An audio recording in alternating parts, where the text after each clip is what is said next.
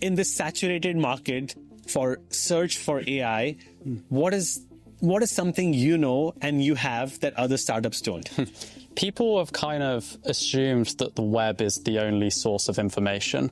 When you look at it, like, there is so much information that is either not on the web at all, or it's on the web, but these search APIs just aren't capable of accessing it well. The web is a subset of all of the information that us humans have spent. Hello everyone, today I'm in the heart of London from San Francisco. I'm going to show you all the tech scene here. People introduce you all to the founders of Valyu AI. Valyu AI, who are building the search engine from the ground up for AI. So hi, the team of Valyu AI. Can you please all introduce yourselves? Let's start with co-founders. Yeah, my name is Harvey, co-founder and CTO of Valyu. Awesome. I'm Hirsh, co-founder and CEO of Valyu. Awesome. G'day, my name is Hendrik, founding team. I'm Rahul. I'm an ML engineer at Valyu. I'm Ansley. I'm an engineer intern. Wow, and it's such a diverse group. Where are you all from?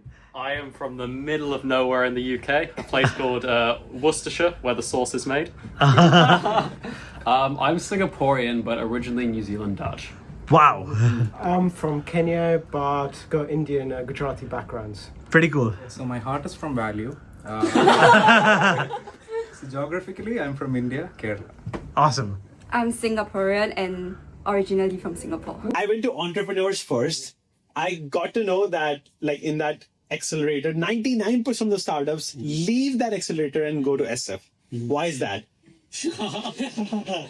I think London for a lot of people, there's been kind of like a fixed path away from entrepreneurship, and SF is kind of, it's the tech capital of the world. It's where all the builders are. It's everyone doing a lot of interesting and fun stuff. You know, you walk to any sort of cafe, you find like people just like yourself. Yeah. Less so over here. I mean, it's changing, but you know, we want to be around people that pretty much are just like us. London's having a glow up. Yeah, more people are here open to leave. I mean, like, not a single startup from EF staying here. That shows like more people are flexible. We talked about it. Like, it's just incredible. If San Francisco is called Man Francisco, what would you call London? So I think the easy answer is like just London, but I would say that the tech scene is also equally here quite weighted towards just like dudes in general. Really? That's at least my observation. What do you think? I think it's more finance, something to do with finance in London. Yeah. I don't know. Yeah. But yeah, Highlands in London. If San Francisco is called the brain of startups, Shenzhen is called the factory, what part of human body you would say London is? I think A consultant? I don't know. Well, this is a bit of an insult to London, but I'd call it the Appendix. Oh, wow. Controversial, but no. I think it's the Appendix. Oh, my God. And what are the wildest things you have done in London as a startup founder? Well, I'd say probably snuck into launch parties and like meetups that like they try to be more exclusive, have an invite-only list. The problem is that London doesn't have enough wild things going on. SF is very loud, it's very crazy. There's not enough attack vectors to get into it. Yeah, so we're going to change that. Some people have actually, if you have seen Silicon Valley, some people actually have invited strippers. Yeah. And I saw Cluely, I went there. They're an example. Yeah. Any wild things like that happen here? What I think not yet, but one thing we do want to start is actually a series of London founders on this exact pull-up bar. We want to see all people from London, founders, investors, everyone in the world, get to this office and see how many pull-ups they can do on this bar. Yeah. I should go first. You should go first. Okay, Yeah. I'm gonna kick us off. See it all over the bottom. Oh yes. 3, Wow. 4, Dude, guys actually crushing it. 6, 7. Come on, you got. Come on, mate. You played more earlier. You got it. Yeah. 8, 9. 9. Go on, set the record. We need more. One more. Yes. One more. Go on. Yeah, baby. Yeah. So one thing that I do really appreciate about SF that's slowly becoming the thing here in London is founders living together. So they have their whole schedule, their whole routine, wake up, exercise, cook, and then just build. I respect that. I think it's a really good way just to like focus in. And there are a few companies here that I know do it. I wish that would be more prevalent here. That'd be a lot of fun. Yeah. In SF, businesses are growing even on Saturdays, like restaurants are, growing up. So because they do 996, 9 to 9, Monday to Saturday. How about you all? We work 8 days a week, but I think we're in the minority here, sadly. Oh, I think we need more of that SF energy in London for sure. We practically live here. But you guys are matching and even exceeding the energy of SF. It's so amazing. And how's the dating life here? Any founder I talk to in SF, they're single, young, and like focused 24/7. How is here? I resonate with that. I think as a bit of social commentary, if you say that you're a founder / work in this space in SF, everyone kind of understands what that means. Whereas here it's a lot more cryptic. Yeah. People think, oh, you're building something that's probably going to fail, which is like statistically, it's correct, but they don't understand the journey, what goes into it, or anything like that, or even the stereotypes surrounding it. So quite often that conversation's led with just like a wall. But because like people in London, I thought are more globalized because I see more people from UK all over the world, whether I was in China, Vietnam, or like all over Asia, more people from UK travel than the US. Yeah, I'd say definitely people in the UK like to escape. Yeah, the brain drain problem. Around the world, Yeah, that's also true. Brain drain problem is very much here. Awesome. So now I'm with the co-founders of Valyu AI. We're going to get to know their journey of building in the heart of London, how you guys started, and also your technical deep dive. I've heard a lot of good things about your machine learning expertise, how you got into it, and also your founding and co-founding abilities. So can you please introduce yourself? So I'm Hirsh. I've got a technical background, did a couple of postdocs in distributed systems and deep learning, or rather the data-centric part of deep learning. Starting from Kenya? So like... No, so I was born and brought up in Kenya. Funnily enough, I spent quite a lot of time apprenticing at a metal workshop working on lathes. Lathes as in lathe machines to work on metal. In your childhood? In my teen years. So I spent like 3 or 4 years there, and that kind of translated on me working in like large engines, like literally boring engines. There's a whole story to this. So because of that, I got really interested in mechanical engineering, and that's how I found myself coming to London to do a degree in mechanical engineering. Within 2 months of being at uni, again at UCL, I realized I liked computing more. Funny enough, I started programming in Fortran at that time. So a very old language, but I still loved computing. What that meant was, after I finished my mechanical engineering, I ended up doing a master's in computer science. And that's when my project involved building a compiler. I'd recommend any serious programmer or coder to build a compiler. So at UCL? Yeah, at UCL. You were doing undergrad at the time, or? I did undergrad. I did both my masters. I did my PhD and I've been a very long time at UCL. Let's start from the beginning. So in your undergrad UCL, you were doing mechanical engineering. Then you switched gears and you started doing computer science. You made compilers. Yeah. I made compilers, and then I ended up doing a PhD there after I finished my master's in computer science as well. So at that time, because I'd done a lot of work in machine learning, but also cryptography, weirdly enough, I did my PhD in a branch of machine learning called federated learning, which allows you to train models in a privacy-preserving way across, multiples of data owners. Federated means like over multiple data clusters all at once, controlled by one single unit. So that's one branch of federated learning, but you could also have a round-robin way where, it's orchestrated in a decentralized manner. Yeah. Then PhD, and then you did postdoc at the same University College London. Yeah. So I did a postdoc, and a lot of my research work then was in essentially understanding what's learnable in a data set and what's not learnable in a data set. What gives this learnable signals. Interesting. So you started which year? What was it when you started studying computer science? Because at the time, AlphaGo, machine learning, these kind of biggest movements hadn't happened. Yeah. So this was a lot. Well, I feel old. I probably am giving away my age here, but I started my master's in 2015, and there's a funny story to this. So, UCL is where DeepMind came from, and given that you mentioned AlphaGo, so One of our AlphaGo's key authors was a guy called David Silver, who was a professor at UCL. And his very last sort of class in cohort in reinforcement learning, I was fortunate to be one of his students there. But yeah, just a small thing. I really enjoyed that class, and that kind of made me want to do computing a lot more. Wow. So you were the student of one of the DeepMind founders at University College London. Not exactly a DeepMind founder, but he was the lead researcher. Yeah. That's so inspiring. Yeah. Wow. And how about you? Yeah, so I grew up in a very small town in the middle of nowhere in the UK. So I kind of realized pretty early on I kind of needed to escape, basically. So I was pretty fortunate in my education there, where we were kind of being taught programming from a very, very young age, like back in primary school even, had very, very lucky with my high school as well.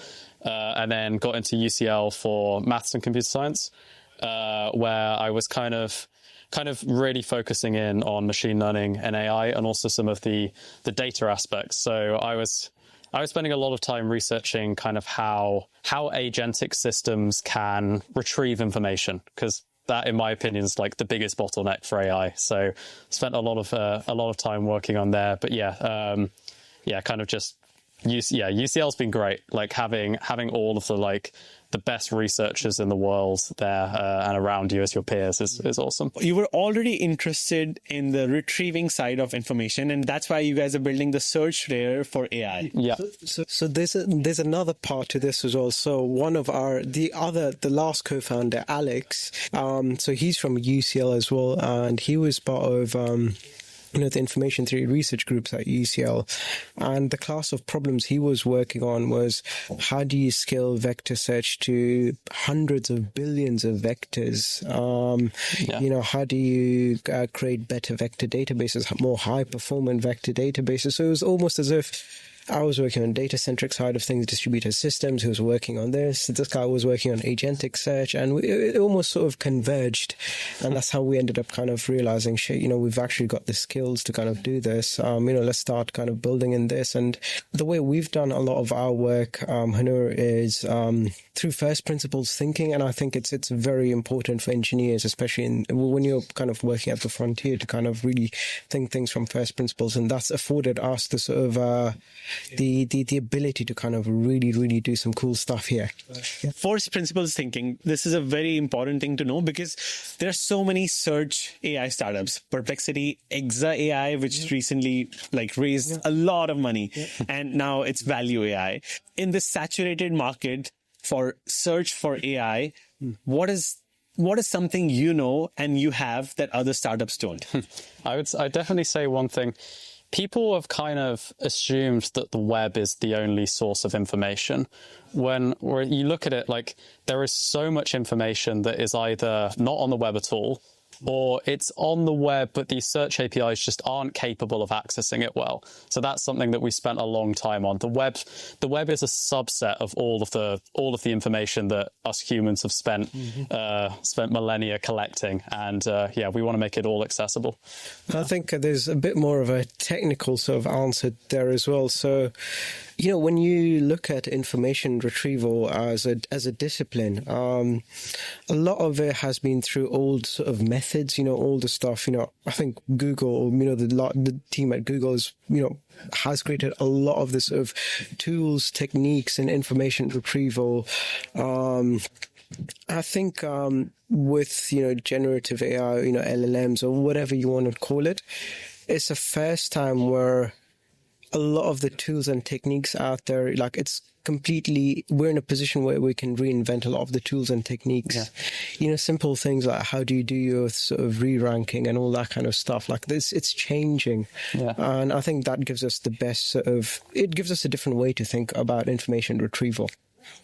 Rules are changing, and you mentioned that curating the right information is important. For example, research papers, curating from not the web that people know, the other sources that people don't even think about, for example, financial advisors, consultants. So you're saying that not just in financial world, I was just giving an example, but in terms of curating the best information is very important for the highest quality search. Yep. And how are you able to do it better than the competitors? So our focus is on making sure that AI can actually access the content that it needs. So instead of the old traditional search APIs that are more links and snippets, we focus on the actual content itself. And so focusing on that from like the content that's on the web, so making sure that that's accessible, but then also with partnerships with large organizations, publishers and stuff that have so much of this valuable content that's just currently not accessible to AI.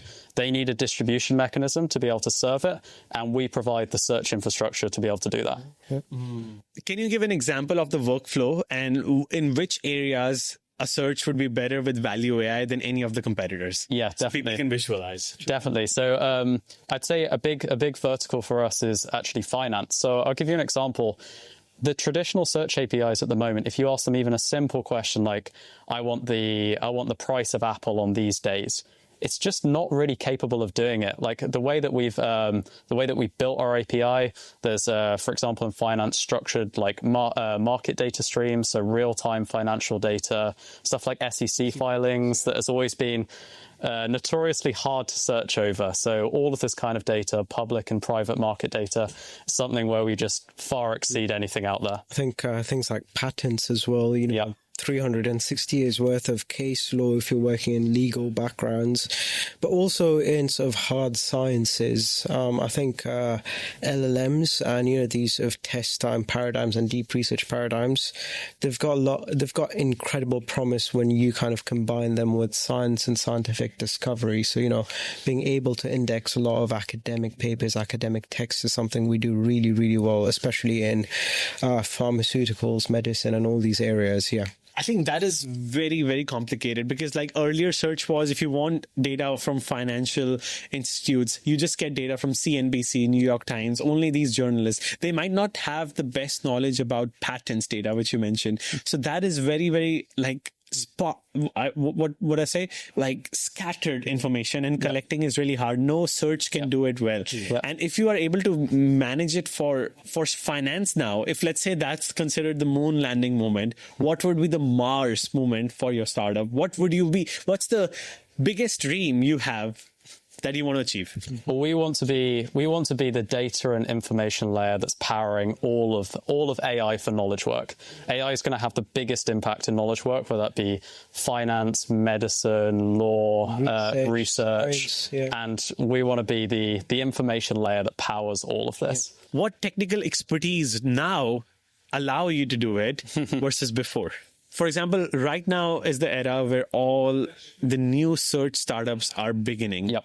In terms of Google monopoly, no one could ever think of breaking it. Now, there is new need for better search, better researchers, which AI is able to do thanks to your platform, thanks to other platforms. And why now? It's easier than ever. What kind of technical knowledge is needed, such as RAG-based systems, such as your distributed knowledge systems? Can you share how all of your diverse knowledge, your years of expertise in machine learning, and your math and science background at UCL connects together right now to build something like this? Yeah, I'd say definitely all of the we spent like decades now between us researching in just information retrieval, how you can scale large vector databases to serve petabytes of data for AI systems. So all of that research that's gone into it. There's definitely the research side of things, but I think a very sort of underrated part of this is just the engineering that goes into all of this, you know, the low level systems thinking that goes into it. You know, when you have to go and index petabytes worth of information, like you have to start thinking, you know, at a very, very low level of abstraction, and, you know, to optimize things for cost, you know, for latency. So that's definitely something you'd really need to start, you know, paying a lot of attention to. So it's definitely not easy.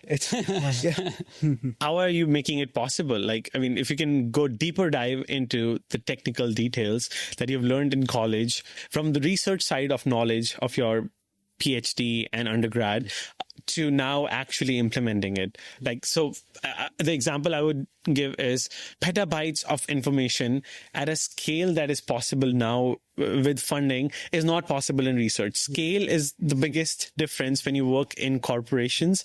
Yep. Or like in startups versus in university. So how, with limited funding, you haven't raised much funds, how are you able to achieve that? I do somewhat have a converging opinion there. When it comes to a lot of the work is just down to doing all the hard engineering work, especially, you mentioned petabytes worth of information, like storing this, having to worry about, building vector databases on top of this.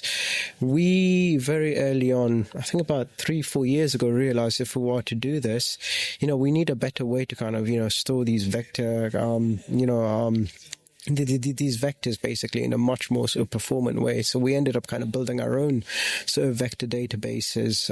We ended up kind of building the entire retrieval stack based on top of this sort of database, the framework that we created. So there's a lot of this, you could say, small optimizations across the retrieval stack that we did. And each one of them was a very hard problem to solve at each time. But, as it gave us, some measure of performance upgrades, either in the accuracy or either in latency or just in cost as well, and all this started to compound as we went along. So that's how we ended up kind of building something at a fraction of a cost.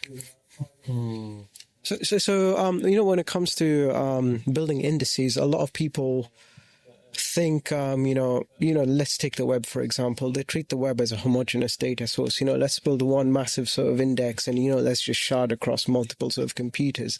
Yeah, that's fine. If you're thinking of like a homogeneous index, works really well, for like a DOM-based data. But, when you're thinking about building indices across multiple different kinds of data sets, don't treat it as one, treat it as a heterogeneous sort of index, multiple different indices, and then have an orchestration sort of layer on top of that. So, that's how we think of our sort of index. So we might call it one index, but it's actually multiple, semi-large sort of indices. And there's a lot of clever orchestration that's going across each one of them. Why do you call yourself Deepseek Movement of Search? Because we are at a fraction of a budget able to outcompete the biggest players in the space, and we've got the benchmarks to prove that, and just showing what a small team of cracked engineers in a room in London can achieve. Now, 100% sort of echo what he said. It's being able to do so much more for so much less, just because you're working on the right classes of problems. I think it takes you very far. Yep. Incredible. Yep. So what we've found people really like is we're kind of almost seen like a bit of an underdog. It's like this is like the Deepseek moment of search. Yeah. So now I want to know about the cost side. So cost of building products have reduced, but when people are vibe coding, building stuff, they don't have the first principles advantage you guys have. You have the knowledge of years of research into machine learning. He mentioned, I think, more than a decade into postdoc and, machine learning knowledge you have gained. What keeps you going to gain that much first principle knowledge in a university? Because like a lot of people go back and forth, they do research in big tech, but you have done years of research and postdoc. What kept you going? To be honest, it's just curiosity. I wish it was a much more elaborate answer. Just being curious. Like, I love building stuff. Like, it's just so much fun. Every part of, whether it's research, whether it's, learning a sort of new language, whether it's Rust or C++ or whatever, it's just really being very curious and just building stuff and seeing things if they work out or not. Like, it's just that. What thing has made you most excited about research? I think it was about 2016. And I'm one of them people that usually comes very early into work. So say about 8-ish in the morning or probably the 6 in the morning. But there was one day in the research lab that we had, a very old guy just walks in and I was doing work at my desk and he all of a sudden just comes and said, hi, how are you? And, what are you working on? He was just very curious, trying to understand he was really interested in my research. I don't know who he was at that time because I'd never seen him in the department. Turns out that guy was a guy called Peter Kirstein. Now, Peter Kirstein, for most people that don't know, but when the internet was, he was one of the founding fathers of the internet. He worked with Vint Cerf and Bob Kahn, the early days of the DARPANET, to bring the internet or whatever version was of it was whatever version of it to Europe and the UK. And UCL was the first university that had it. So, this very well decorated kind of person was very interested in my sort of research, and was genuinely kind of asking me about stuff. And I was reflecting on that a couple of months after, and I'm like, bloody hell, man, there's all these gods that have been around here, when it comes to computing and computer science. Like, I'm in the right place. It just inspired me a lot. Yeah. So to give more context, ARPANET was the research lab where internet came from, and it was only in the US. It was not universalized, and only few people had access to internet, only in the research labs of the federal government in the US. And that was the guy who brought to the UK. And Europe as well. In Europe as well. Wow. So you're saying that just being around these smartest people who think about bringing computing to the world, thinking about this futuristic ideas. Can you share specific about what makes you excited every day? Because not everyone can do, what you have done postdoc, not just one, couple of postdocs after PhD. It's probably me working on that compiler. When I was about 21 at the time, 20, so I was working under this lecturer, and I really wanted to work under him. He's a brilliant guy, and he was doing a lot of research work, and he's like, I'd love to kind of be your supervisor, but that means you'll have to learn a language called Haskell. So, for those that don't know what Haskell is, it's a functional programming language, a completely different way to program. So I was like, I want to work with this guy. Like, he's just so brilliant. And, this project sounds very interesting. So it was a period, it was my master's project. So from around July to August, to September. So I spent 3 weeks just speed running a language, learning how to speed run or learn how to build stuff in Haskell, which is a very difficult thing to do. But then, once I was done with that, once I had a good idea of, how to do things, I was like, bloody hell, yeah, man, I can do this. It's that sort of feeling, bloody hell, I can do this. Then I went on and, built, a very sort of bare bones implementation of the compiler. Then for years. Sorry? For your PhD? Oh, no, this was my master's. So it was just over that 2 or 3 month period. Uh-huh.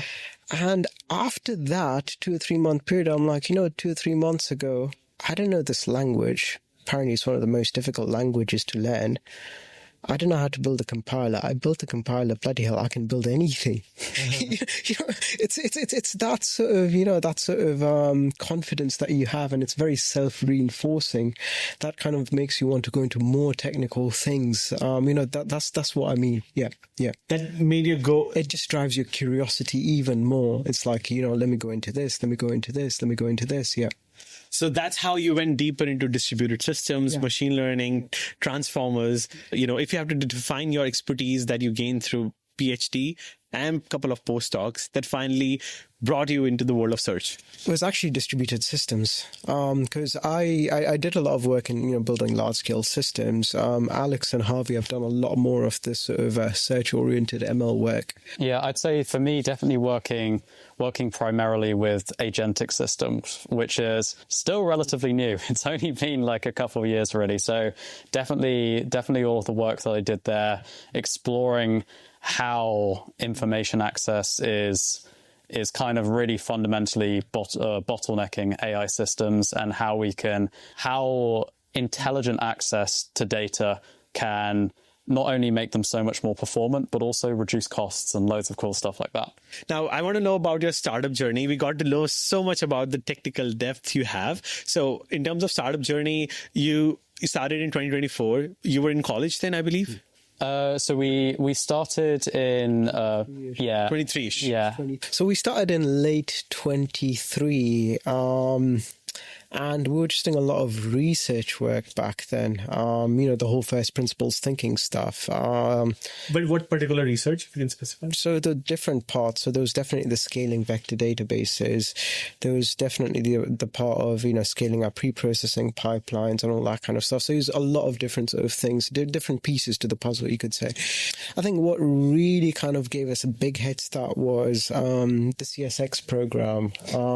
So weirdly, it's a sort of disconnected but weird story. So actually a really nice story. Go ahead, so we were based in Soho back then, just not too far London. from here in London. And one afternoon, about 12ish one day, Harvey was like, Andreessen Horowitz has opened a new office here and they're doing this event. A16 has office here too. Yeah, they used to have an office here. And I was like, so what's like? He's like, do you want to go? So I'm like, I've got stuff to do. He's like, there's going to be free lunch. I'm like, cool, let's just go. so we end up going there, and it was the event was basically Chris Dixon, one of the partners. I think Chris Dixon, okay. one of the partners, launching his new sort of book, and who's handing out books and signing them.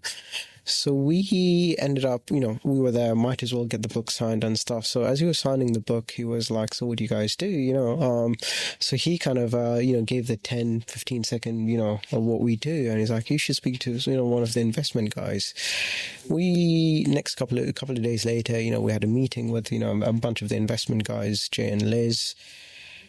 That meeting was just so interesting. Like, they were so technical. They were just going through a lot of the weeds and stuff, asking us a lot of questions. And by the end of it, they were like, we'd love to have you. Question is, how soon can we do it? And they were like, the easiest, what we can do is, if you guys do the CSX thing happening 2 weeks from now. An accelerator program. An accelerator program. So, you pitched your idea about search.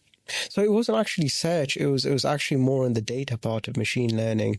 So, back then a lot of data was used in training and pre-training. And, there's a lot of stuff around copyright and stuff. So we were just talking a lot about data back then. And they were like, you should definitely kind of see if you guys can work in this area and, figure things out during CSX.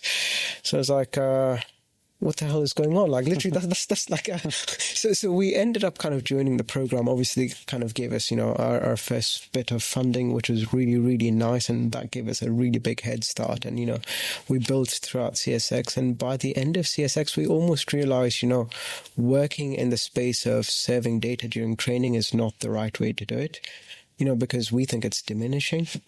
For things like text, for world models and stuff, there is definitely some sort of market.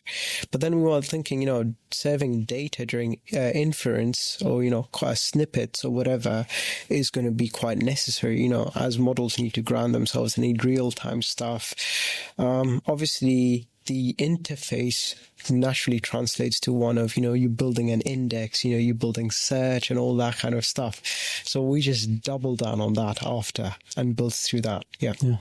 Got it. First, you guys were into providing data for training, pre-training, and then that's what you pitched, and you finally got into the accelerator of CSX, and then segued into finally search, because that was the right thing to do at this time. You got into the startup accelerator in 2024, mid 2024. So within 1 year, you have shipped and build a solid product in search. Wow. And in terms of building, a lot of people say that building something like this is easy now.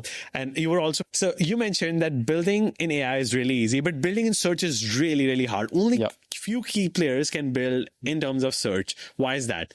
I think it's just the the amount of engineering work and research work that you have to do to mainly it's almost more like a cost perspective. Like anyone can chuck large amounts of data into a vector database, but it's going to cost you hundreds of thousands, millions per month to run. So it's how can we optimize this? How can we do low-level vector optimizations, binary embeddings, matryoshka embeddings, like all of this stuff that makes us be able to serve it very with super high accuracy, but also at a cost where cheaper than all competitors. Yeah, cheaper than all competitors. Yeah. So mind blowing. You want to add on? Yeah, so we've got a big launch coming next week where we'll finally show everything that we have to offer to the world with all of the benchmarks and stuff to show just how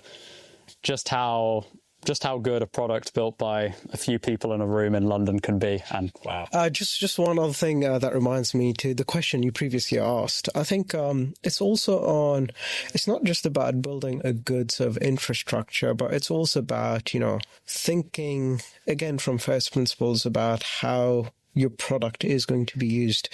What I mean by this is very early on we realized rather than sort of humans, like agents or agentic systems are going to be using this sort of API.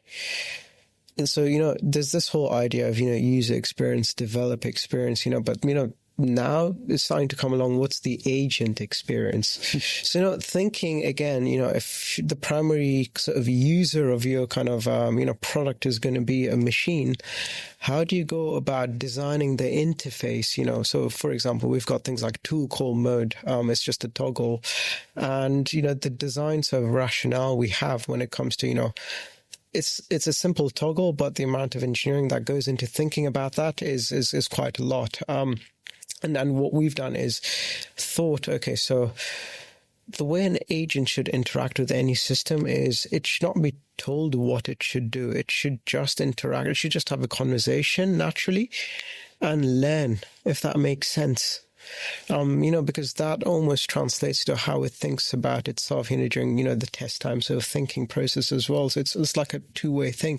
So these are the kind of things that we really think about when, almost redesigning that product experience just for agentic systems. You've kept in mind that when AI want to self-improve in the future, it's not just getting the data of search out of Valyu AI. It's also learning and like enhancing its model abilities. Kept all that in mind in the agent.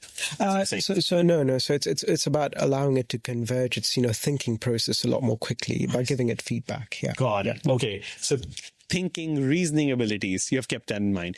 What is the biggest misunderstood thing about search and your startup that people don't get? I think the biggest thing is people assume that the traditional search engines, you can just kind of drop them into an AI system and they'll just work.